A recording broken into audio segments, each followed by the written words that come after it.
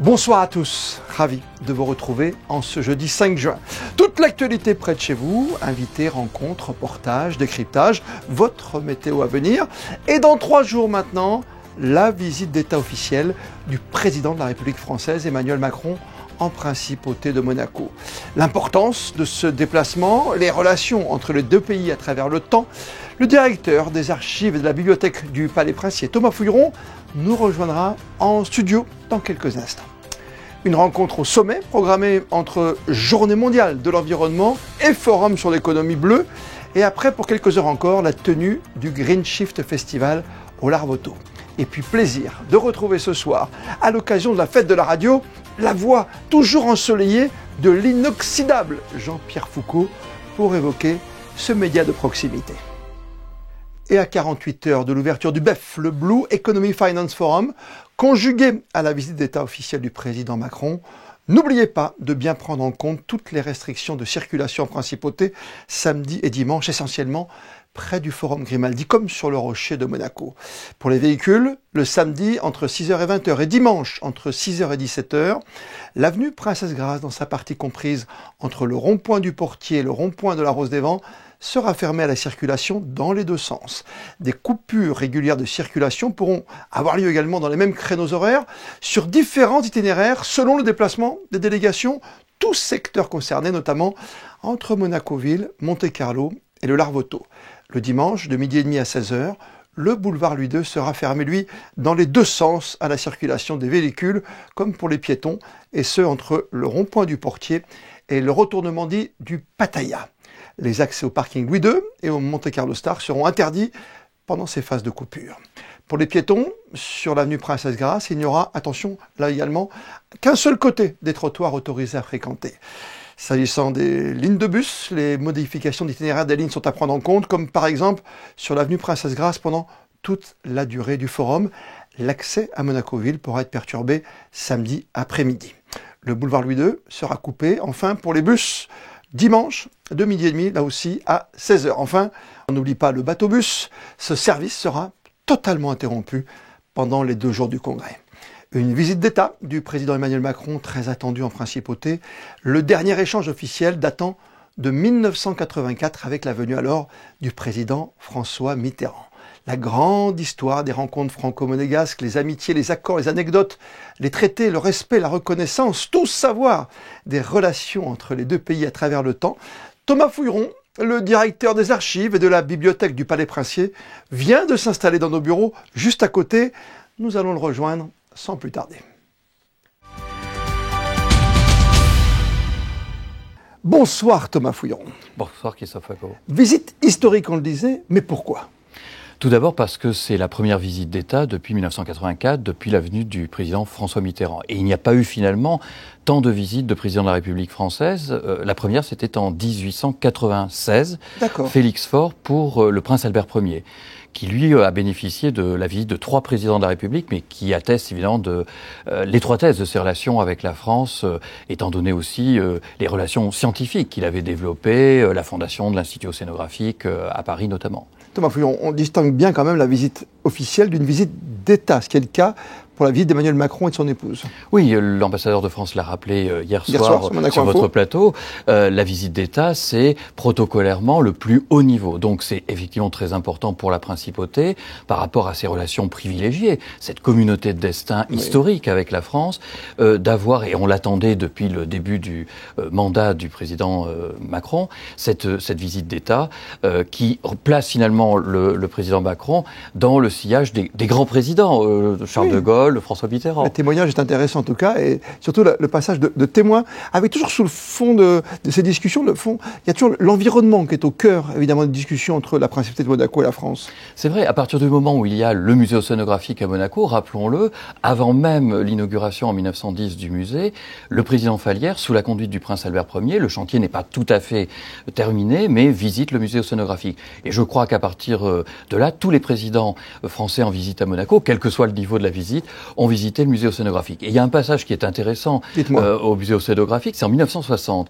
où le commandant Cousteau, qui depuis 3 ans est le directeur du musée océanographique, prend un petit peu à partie, alors avec la complicité du prince Régnier, le général de Gaulle sur un projet d'immersion, d'enfouissement des déchets radioactifs, des déchets nucléaires en Méditerranée, entre Toulon et la Corse.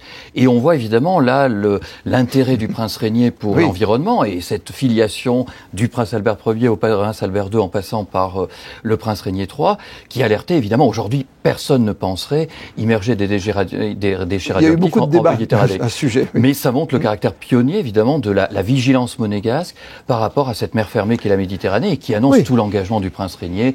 On fêtera l'année prochaine Ramoge, les 50 ans de l'accord Ramoge, et jusqu'à aujourd'hui, et c'est le thème de la visite évidemment, l'environnement maritime, l'environnement marin. On parle toujours de liens très très forts, voire séculaires entre les deux pays. La première visite, parce que c'est une histoire qui date de plus de 5 siècles en gros, si je calcule bien, c'est quoi? C'est 1512, c'est ça? Alors 1512, c'est la première, c'est une date effectivement historique pour Monaco, c'est la première reconnaissance par la France de la souveraineté de Monaco, par le roi Louis XII. Alors c'est facile à retenir, c'est pas Marignan 1515, mais c'est Louis XII 1512. François s'en souviendra. Voilà. Et c'est dans un contexte particulier, c'est là où on voit l'importance stratégique qu'a eu Monaco. C'est l'époque des guerres d'Italie. Et évidemment, Monaco est un point avancé pour la France. La frontière du Royaume de France, rappelons-le, n'est pas limitrophe à Monaco. Elle est au Var. Et donc Monaco est un point d'appui stratégique pour la France en direction de l'Italie. Et à contrario, pour la puissance rivale de la France à l'époque, c'est Charles Quint, Monaco c'est un verrou face au roi de France. Et Monaco est finalement, la souveraineté monégasque est fille de cette rivalité séculaire, c'est cette rivalité franco-monégasque franco-habsbourgeoise, franco-espagnole, qui a donné cette reconnaissance internationale à Monaco. La communauté de destin arrive un peu plus tard, un siècle plus tard, c'est ça à peu près? Alors la communauté de destin, on l'a fait remonter depuis le septennat de Jacques Chirac, depuis le premier septennat de Jacques Chirac, à 1641, au traité de Péronne. Cette communauté de destin, elle a été écrite au moment du traité de 2002, qui renouvelle évidemment cette amitié entre la France et Monaco. Et c'est justement ce moment où Monaco choisit à nouveau la France, donc passe de la protection espagnole qui était devenue un protectorat lourd, à un retour vers la France qui devient la puissance dominante en Europe. Et quand on est une petite souveraineté, il vaut mieux être sous la protection du plus fort. Et c'est le roi de France à ce moment-là, ce sont les Bourbons, c'est Louis XIII, c'est Louis XIV. Et c'est aussi l'origine d'un certain nombre de fiefs français que le prince souverain visite régulièrement, le duché de Valentinois, le comté de Carladès et le marquisat des Baux, qui sont octroyés par le roi Louis XIII au prince Honoré II en application de ce traité de Péronne. Thomas Fouilleron, on le sait, il y a une protection et surtout il y a une proximité naturelle pour nos deux grands pays. Il y a du respect. Est-ce que de temps en temps, il y a quelques petites anicroches? Est-ce que ça se passe mal pendant ces grandes rencontres officielles, visites d'État, je précise? Alors, on peut évoquer la visite officielle de Charles de Gaulle en 1960, qui est un petit peu qui constitue les préliminaires de la crise de 62. Cette fameuse crise franco-monégasque, c'est sur ce terrain que vous vouliez m'entraîner. Vous m'avez vu arriver. Et donc évidemment, cette visite, elle se passe très bien.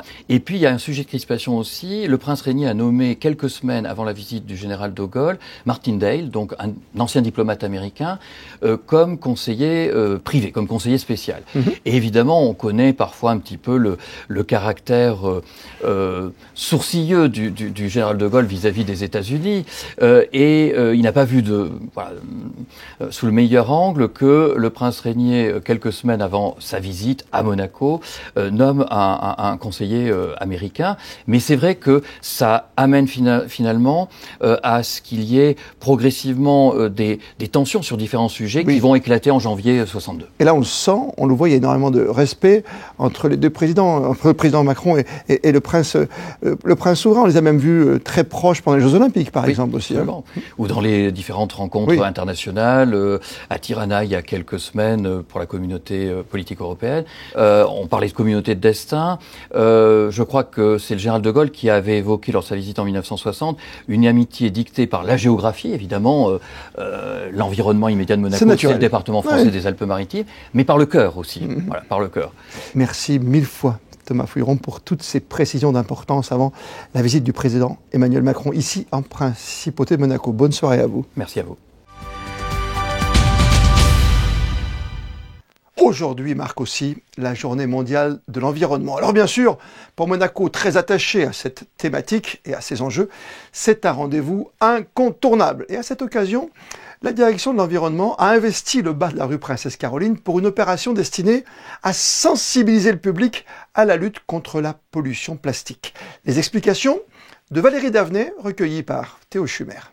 Nous, en tout cas, direction de l'environnement, on a mis des barnums, on a privatisé l'espace, en tout cas, et ensuite chacun tourne. Donc la mairie va venir, la mission pour la transition énergétique est là aussi avec la consigne, la mairie pour la petite boîte, le jardin animalier parce qu'on travaille beaucoup avec eux sur les animaux et ils amènent des poules.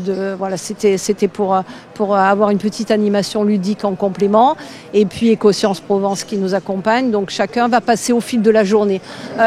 Éco-Slow Wasting qui vient de passer, qui est resté depuis ce matin. Quand les gens ont un peu de temps, ils passent et ils proposent leurs ateliers. Chaque année, les thèmes des journées mondiales, on essaie de se raccrocher aux thèmes. Donc là, c'est contre le plastique. Il se trouve que le gouvernement, depuis 2015 à 2016, décline des interdictions pour mettre en œuvre une politique zéro plastique à 2030. C'était l'objectif du gouvernement. Donc évidemment, derrière, il y a des réglementations. Les réglementations, elles sont complexes en général. Nous, avec Éco-Sciences et Direction de l'environnement, on accompagne pour le gouvernement, notamment les commerces et les restaurants, qui ont des difficultés tout à fait légitimes de retrouver, même en voulant bien faire, des substituts au non-plastique. Donc ça, c'est la mission du gouvernement aussi, d'aider les gens dans les différents labels, de les accompagner. Et c'est pour ça aujourd'hui qu'on est là avec Éco-Sciences Provence. Né en 2022, à l'initiative de la Fondation Prince Albert II de Monaco, le Green Shift Festival s'est donné pour mission de faire évoluer les récits autour de l'écologie. Cette 3e édition mise sur la créativité et l'inspiration comme principaux moteurs de la transition écologique. Voici le reportage de Gaëtan Lebrun et Arnaud Imbert. Une journée de partage avec comme seul fil conducteur la protection de l'environnement. Avec happy hour engagé, initiatives locales et méditation matinale, le Green Shift Festival continue de lutter pour un avenir durable. Ce matin, on a fait un peu l'inauguration du Green Shift Festival et ça consiste à un atelier où on vient respirer, on vient bouger ensemble, danser ensemble et on va ouvrir à ces techniques d'auto-hypnose qui permettent d'accéder à cette plus haute technologie qui est nous-mêmes. Et comment on peut créer notre réalité, comment on peut manifester notre réalité et la vision qu'on a pour l'environnement, pour notre ville, pour soi-même et pour le futur. Et si nous étions déjà en 2050 et que le monde avait réussi sa transition écologique, c'est le thème de la conférence animée que Yasmine Auburtin, Hélène Binet et Mathieu Baudin ont proposé hier soir au public dans le but de convaincre et faire de ce futur une réalité. J'ai la joie d'être là depuis la première édition et franchement un festival entièrement consacré aux nouveaux récits et à ces imaginaires collectifs qu'il faut changer. C'est super original, il n'y en a qu'un dans le monde et il est ici. Il a beaucoup évolué dans sa programmation déjà. La première année, moi j'étais venue animer une séquence avec des jeunes. Aujourd'hui, on va embarquer tout le monde dans une uchronie, c'est-à-dire un voyage en 2050 comme on le rêve. Alors que d'habitude, quand on se projette dans le futur, c'est plutôt catastrophique, c'est plutôt dystopique. Donc là, on va le faire avec enthousiasme et joie. Pour la Fondation, le Green Shift Festival, c'est plus qu'un événement, c'est une invitation à réinventer le monde ensemble avec audace. Lutter contre le harcèlement scolaire, c'est cette thématique qui a réuni ce matin chefs d'établissement, gouvernement et direction de l'éducation nationale de la jeunesse et des sports. Une convention de partenariat a été signée avec le rectorat de l'Académie de Nice pour prendre le problème à bras le corps. Les détails dans ce reportage d'Alban Gingembre et Hugo Comasa. Une signature qui marque un engagement commun contre le harcèlement scolaire. Gouvernement princier et rectorat de l'Académie de Nice s'associent pour renforcer la prévention et la prise en charge du harcèlement à l'école. Il y a déjà un gros travail qui a été fait, notamment il y a déjà 2 ans, un travail législatif qui permet de mettre en place une procédure en milieu scolaire. Donc il y a tout un encadrement légal. Ce qu'on veut faire aujourd'hui, c'est aller un peu plus loin dans la formation. L'Académie de Nice est pilote dans le cadre du programme phare, un plan de prévention contre le harcèlement mis en place en 2019, aujourd'hui étendu dans toutes les académies de France, un programme qui montre déjà des résultats. Par exemple, on a installé une culture du signalement qui se développe de plus en plus chez les chefs d'établissement, les directeurs d'école, les inspecteurs aussi du premier degré, qui signalent de plus en plus de situations. Nous avons formé des personnels, ce qu'on appelle les équipes ressources, dans les écoles, dans les collèges et dans les lycées, qui traitent les situations. Ceux qui peuvent changer les choses, ce sont eux, chefs d'établissement, éducation nationale, gouvernement, des acteurs qui ont conscience du problème grâce aux témoignages comme celui de Nora qui a perdu sa fille. Marion était victime de harcèlement scolaire. C'est pas parce qu'on est petit qu'on a des petits soucis. Je pense qu'un enfant serein, il a peu de chances ou peu de risques de devenir un homme violent ou une femme violente. Donc il faut s'intéresser à la sociologie des territoires, parfois la pression familiale, les savoirs académiques, la réussite scolaire, elle ne fonctionne que parce que l'enfant va bien. Donc il faut travailler sur la qualité de vie des enfants. En France, un élève sur 5 est victime de harcèlement à l'école. Et avant de recevoir, à l'occasion de la fête de la radio, une voix, un visage familier, une légende, Jean-Pierre Foucault, qui a débuté sa carrière derrière le micro, ici, à Monaco, boulevard Princesse Charlotte. Monaco Média Diffusion a ouvert aujourd'hui exceptionnellement ses portes au grand public au col de la Madone. L'occasion de revenir sur l'histoire de ce moyen de communication, son évolution, ses anecdotes. Aussi, regardez et surtout écoutez bien ce reportage d'Alban Gingembre et Jean-Alexandre Dordet. 1920, c'est la date de création des premières émissions radio. En réalité, la radio est le résultat de différentes innovations du 19e et 20e siècle. Ici, nous sommes chez Monaco Média Diffusion, diffuseur officiel de la Principauté de Monaco. Ce centre gère toutes les fréquences pour Monaco. Guillaume a reconstitué un studio pour nous expliquer comment ça marche. Si on prend par exemple un studio comme ceci qui se trouve à Monaco, d'accord, le studio va faire sa musique, s'il met du CD, de l'internet, des cassettes, il va parler au micro. Le signal va partir du studio jusqu'à l'émetteur. Ici, on a la réception qui va aller dans ce genre d'émetteur. On en a plusieurs types, ça c'est le plus courant que l'on a. Et ça va être diffusé sur ce genre d'antenne et reçu sur un petit poste récepteur ou dans la voiture, où vous voulez. Les pylônes qui permettent de diffuser la radio, les voici. Ce pylône-là, c'est une antenne. En gros, le pylône, on envoie de l'électricité dessus avec du son, et hop, c'est lui qui rayonne et qui envoie le son jusque dans la radio. Une responsabilité de taille, la radio est un moyen de communication aux nombreux avantages. Il arrive donc parfois qu'elle fasse partie d'un réseau d'urgence. Ça, c'était jusque dans les années 2000. Le centre ici faisait partie d'un réseau d'urgence en cas de conflit, en cas de problème, en cas de coupure de communication. On pouvait être réquisitionné pour passer des messages d'urgence. C'est un peu tombé en désuétude avec l'avènement des téléphones portables, des satellites et tout ça. Puis suite à la tempête Alex où il y a eu énormément de coupures, c'est revenu à l'ordre du jour. Donc on nous a demandé de tenir un émetteur éventuellement prêt pour redémarrer. Jean-Louis Filk est un ancien journaliste de Radio Monte Carlo. Avec la radio, il a trouvé sa voie. C'est le média, à mon avis, le plus direct, le plus facilement décernable et celui qui attire le plus l'imagination. J'ai toujours comparé le son de la radio au son du coucou. Tout le monde a entendu un jour ou l'autre le chant du coucou, mais combien de personnes ont vu réellement un coucou? Une vie de radio, c'est une somme d'anecdotes finalement. Parce que entre les fous rires à l'antenne, les trous de mémoire à l'antenne, les choses dramatiques sur des accidents d'avion par exemple, ou des trucs comme ça, quand vous êtes jeune reporter, on vous envoie au carton souvent, hein, c'est pour se faire le cuir. Donc moi je me souviens par exemple de l'accident d'avion de Noiretable, c'est un avion qui s'était crashé entre Lyon et Bordeaux, où il y avait des enfants à bord, enfin, c'était peu avant Noël. J'étais arrivé là-dessus en plein hiver et ça m'a marqué pendant des années. Et puis ensuite, il y a eu j'étais patron des sports. Donc les plus belles anecdotes pour moi, c'est d'avoir fait un métier choisi et pas un métier subi. Pour les curieux, le centre de diffusion est encore ouvert au public jusque samedi. Et comme promis, plaisir ce soir de retrouver un animateur qui a marqué de son empreinte l'histoire de la radio et de la télévision. C'est Jean-Pierre Foucault, bien sûr. Bonsoir à vous, Jean-Pierre. Bonsoir, Christophe Paco. Je suis content de vous voir. Tout pareil, parce que vous êtes l'histoire de la radio, de la télévision aussi. Mais la radio c'est plus important, c'est différent. Ah, la radio, d'abord, c'est mon métier. Hein. C'est fondamentalement différent.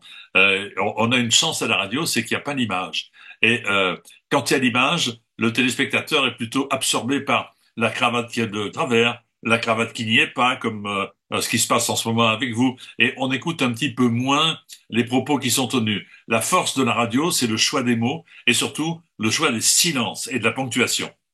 Du soleil comme s'il en pleuvait. Ça me rappelle un jingle avec Jean-Pierre Foucault, Léon et Carole Chabrier. 66, c'est le début de l'aventure pour vous à RMC ? 1966, c'était mon premier contrat que j'ai reçu. Nous étions logés, j'avais gagné un concours avec Patrick Topalov, logés, petit déjeuner compris, s'il vous plaît. Mais ça n'a pas duré longtemps, l'aventure n'a pas duré longtemps. D'ailleurs, ici, dans le bureau où je suis, chez moi, j'ai ma première lettre qui date du mois d'août 1966, ma première lettre d'engagement, et également ma première lettre de renvoi qui date du 30 décembre 1966. C'est-à-dire que la première commence par « Nous avons le plaisir de » et la seconde lettre continue par « Nous avons le regret de ». Voilà. Ça n'a pas duré longtemps, mais je suis revenu. J'ai eu la chance de passer par votre bureau et c'est vrai que c'était encadré, toujours derrière vous, derrière votre siège. Vous êtes revenu et après c'est une incroyable histoire, une incroyable aventure avec des émissions cultes pour vous. Je dois dire que ça a été magique. On avait une chance extraordinaire, on peut le dire maintenant, puisqu'il y a prescription, c'est que nos patrons habitaient Paris, et à Paris, on ne recevait pas Radio Monte-Carlo. Donc, on avait une liberté totale. Évidemment, on ne parlait ni religion, ni de la famille princière, il n'y avait aucune raison de le faire, et on disait tout ce qui nous passait par la tête. C'est-à-dire que c'était pour nous, avec Léon et Carole et beaucoup d'autres, Pierre Lescure, Jean-Robert Cherfis, oui. J'en oublie plein, mais c'était un véritable laboratoire. Je pense que Radio Monte-Carlo a été un laboratoire de la radio, et d'ailleurs, toutes les grandes vedettes de la radio plus tard sont toutes passées par Monaco, c'est vous dire. Ouais, vous avez complètement raison, mais c'est vrai que cette histoire d'amour aussi entre Jean-Pierre Foucault, Léon Chabrier et les auditeurs, vous avez tout fait, vous avez même fait sentir le muguet à la radio de mémoire. On a fait sentir le muguet, c'est-à-dire que on était en odorama. Nous, c'était la seule radio à être en odorama. Et on avait cette particularité, c'est d'être très très proche des auditeurs via les cartes postales, parce qu'il n'y avait pas de SMS ou de mail à l'époque. Pensez que pour une émission qui s'appelait le programme à la lettre, nous recevions entre 3 et 4 000 cartes postales par jour. Et ensuite, la différence avec nos collègues parisiens, c'est que nous allions vers les auditeurs. Je vais vous montrer quelque chose qui va vous rappeler un souvenir. J'avais cette petite voiture. Il court, Jean-Pierre Foucault. C'était un studio aménagé. Et 2 fois par semaine, nous allions dans les villes. Il y avait une voiture qui était dans un point haut, puisqu'il n'y avait pas de satellite, et l'autre voiture qui tournait dans la ville avec moi. Et je pense que les auditeurs nous ont été très, très reconnaissants. Et puis vous, le Marseillais de Carrie Lorway, un jour, vous êtes monté à Paris. Que s'est-il passé, Jean-Pierre Foucault ? Ah, bah écoutez, c'est une proposition qui ne se refuse pas de la part de Philippe Labro, dont hélas on a beaucoup parlé ces derniers temps à l'occasion de son départ. Philippe m'a appelé pendant la saison à Radio Monte-Carlo, m'a dit si tu veux, l'an prochain, tu peux venir dans la première radio de France. Et quand on a l'âge que j'avais à l'époque, maintenant j'ai un âge canonique, mais l'âge que j'avais à l'époque, une trentaine d'années ou plus, être appelé par la première radio de France, ça ne se refuse pas. Et j'ai quitté, mais vraiment le cœur lourd, d'abord mes amis, mes copains, la radio, et ensuite Monaco, mais j'y suis revenu plus tard. Qu'est-ce qui vous a fait dans la vie, je sais pas moi, passer de sacrées soirées, peut-être gagner des millions aussi. Qu'est-ce qui vous a plu dans ce parcours en tout cas ? Le parcours, c'est l'éclectisme, c'est-à-dire de faire beaucoup de choses, de faire d'abord mon métier, la radio, ensuite d'avoir la chance d'être servi par des concepts formidables, vous l'avez dit, sacrées soirées que nous avions inventées avec Gérard Louvain, puis qui veut gagner des millions, alors que le rapport entre les Français et l'argent était un petit peu compliqué à l'époque, mais et ensuite Miss France. Donc j'ai eu cette chance extraordinaire d'être servi par des concepts magiques, ce qui fait que l'an prochain, si je calcule bien, nous serons en 2026, ben ça fera 60 ans depuis 1966. Ça passe. Le souvenir, Jean-Pierre, on vous pose cette question à chaque fois. Quel est le plus grand souvenir de radio, puisque c'est la fête de la radio? Qu'est-ce qui va plus marquer? Votre premier contrat, vous l'avez dit, votre premier micro, votre première émission, ou la création d'une émission? Ou les gens? C'était à Monaco, 16 boulevard Princesse Charlotte, un souvenir très fort.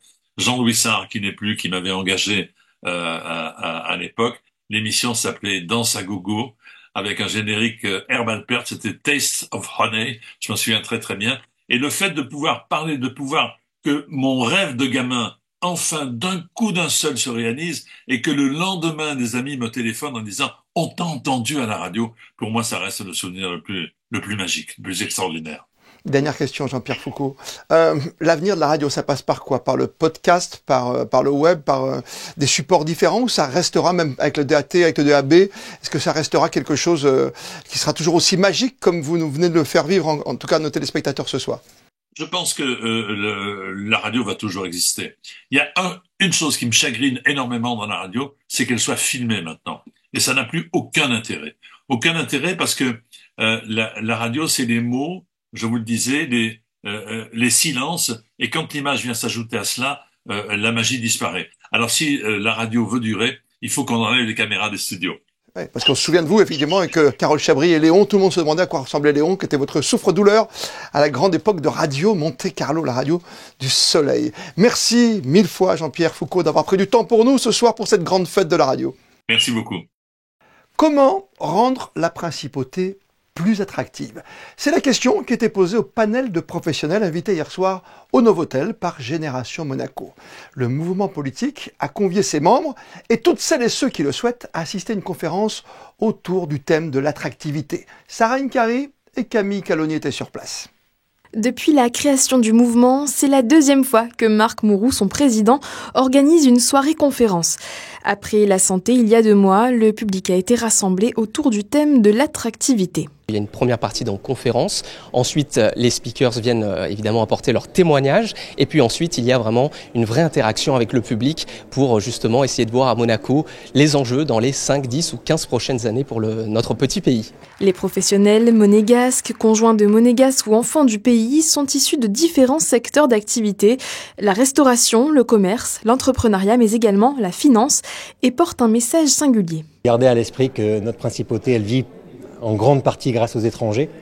Donc oui, il faut que les monégasques ils aient des aides, il faut qu'on ait un système qui soit favorable pour les monégasques, mais notre principauté, elle vit grâce à l'équilibre des 2 communautés, les étrangers et les monégasques, et donc de ne jamais oublier que les étrangers sont ceux qui nous font vivre. Pour ce second rendez-vous, la salle était une nouvelle fois comble, preuve que la vie politique du pays intéresse toutes les générations. Nous vous avons parlé la semaine dernière d'une très belle initiative, celle d'un cycliste parti vendredi de Monaco pour relier la principauté d'Andorre. Une épopée à vélo au profit de l'association Monaco Liver Disorder, une association qui lutte contre les maladies rares du foie chez l'enfant. Entre chaleur au départ et tempête à l'arrivée, Philippe Choquet a parcouru pas moins de 552 km en 22h07, pour être précis, avec une moyenne de 25 km à l'heure. Philippe Choquet était de retour à Monaco ce matin. Il revient sur cette aventure au micro de Fabien Bonilla, sur des images d'Alexandra Marangoni. C'est une belle aventure humaine sur le plan psychologique et physique, et puis humanitaire. Pour venir en aide à tous ces enfants. Et à chaque fois que j'avais un petit coup de mou, je pensais à tous ces enfants, que c'est eux qui font un ultra pour se battre dans leur maladie, que moi, cet ultra, c'est rien par rapport à eux. Et voilà, ça me permettait à chaque fois d'appuyer sur les pédales, d'aller au plus profond de moi pour pouvoir donner le plus, pour arriver jusqu'au bout. Et à chaque fois que j'avais dans le coin de la petite tête, une petite pensée qui revenait pour eux, et voilà. Pour moi, c'est une très belle aventure que je vais remettre à l'année prochaine sur un autre concept. En attendant, vous pouvez toujours soutenir l'association Monaco Liver Disorder. Une cagnotte est ouverte sur le site qui s'inscrit juste en dessous, monacoliverdisorder.com, et ce pendant encore un peu plus d'1 mois. En tennis, à Roland-Garros, notre tout dernier représentant monégasque, Hugo Nys, associé comme à Monte-Carlo au Français Édouard Roger Vasselin, a vu son parcours se terminer au stade des demi-finales de l'épreuve du double cet après-midi. Une défaite en 3 manches très serrées face à l'une des meilleures paires mondiales du moment, Granollers-Zeballos, le score 6-7, 6-3, 6-4. L'espace 22 de Monaco accueille une nouvelle exposition. L'artiste Antoine Pisano retrace au travers de ses toiles plusieurs périodes de sa vie, plus de 50 années de travail. Hier soir avait lieu son vernissage en principauté. L'artiste a ainsi pu rencontrer les visiteurs et présenter sa 12aine d'œuvres tout en couleurs. Marie Bonnet-Blanc et Jean-Alexandre Dordet étaient sur place.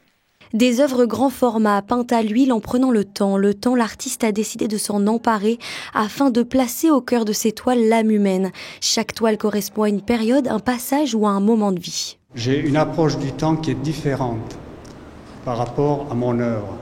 C'est-à-dire que quand je crée une œuvre, les toutes dernières, je mets 1 an pour l'aboutir. C'est pas tout de commencer une œuvre, mais il faut l'aboutir. Donc il y a énormément de détails, il y a beaucoup de conflits. Parce que dans ma peinture, il y a toute l'histoire de l'art. On peut retrouver toutes les différentes périodes de l'art. Donc après, c'est à celui qui va déterminer la vision. Place à l'imagination et laissez-vous porter par les formes, les paysages ou les portraits toujours plus colorés les uns que les autres. Lors de ce vernissage, les visiteurs étaient déjà conquis. Pour le coup, c'est vraiment top. Il joue vraiment avec les formes et les couleurs et c'est vraiment sympa. Les corps, surtout les corps humains, sont vraiment bien travaillés et c'est vraiment intéressant. Le truc vraiment sympa, c'est que dans chaque œuvre, si on regarde un peu dans les angles et tout, à chaque fois il y a un petit détail, un petit personnage et tout. Et franchement, c'est vraiment sympa. Pour le coup, très agréable à voir. L'exposition est visible jusqu'au 18 juin prochain. La suite des Jam Sessions au marché de la Condamine avec hier une belle soirée d'échange et de partage musical où les séances d'improvisation sont aussi souvent de mise autour d'une passion commune, la musique, en s'essayant dans le même temps et dans le même tempo à l'art de la scène dans un cadre toujours très convivial. Et puis au Métropole Shopping Monaco, le temple du style, lui, s'éveille progressivement l'été avec hier la présentation d'un défilé baptisé Summer Chic, toujours très apprécié des amoureux d'élégance et de créativité. Une soirée spectaculaire et une immersion sensorielle entre style, musique et art floral jusqu'à un grand final tout en délices autour d'un cocktail d'exception.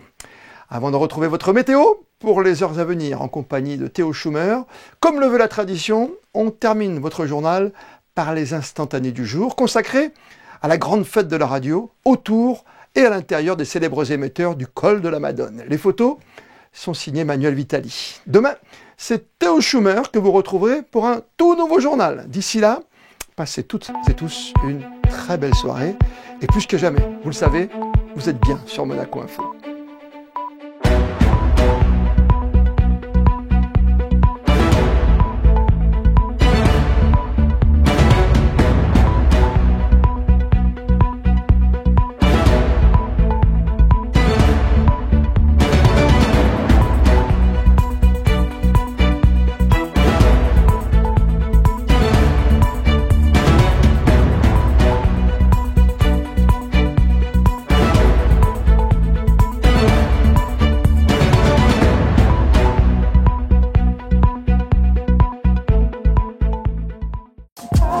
Retrouvez la météo avec Maya Bay, le restaurant référence thaï japonais de Monaco.